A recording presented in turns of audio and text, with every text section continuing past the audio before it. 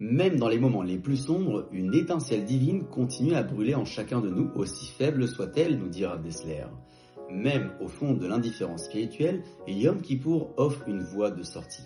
Alors, le pardon est-il possible sans le repentir?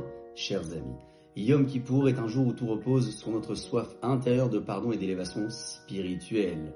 Si cette soif fait défaut, il est difficile d'atteindre un niveau de repentir authentique. Le Maharal de Prague explique que les deux boucs de Yom Kippour, bien que similaires, ont des destins opposés. L'un est sacrifié, représentant l'âme juive qui recherche à se rapprocher de Dieu, tandis que l'autre, un bouc émissaire envoyé au désert, symbolise les fautes extérieures qui ne reflètent pas la nature de l'âme juive.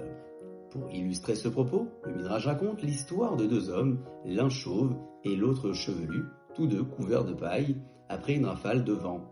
Le chauve s'en débarrasse facilement, tandis que le chevelu peine à l'enlever. Ainsi, le peuple juif, malgré ses péchés, peut s'en purifier à Yom Kippour, contrairement à Esav, symbolisé par le poilu, qui reste lié à ses fautes. Au plus profond de chaque juif, il existe une intuition, parfois inconsciente, de vouloir se rapprocher de Dieu et de la Torah. Yom Kippour permet à cette étincelle divine de se raviver en dominant ses désirs corporels. L'âme rejette ainsi naturellement ses fautes comme des simples poussières balayées d'un geste. Il nous revient d'en prendre pleinement conscience. Gmar Khatima Tova et à très bientôt.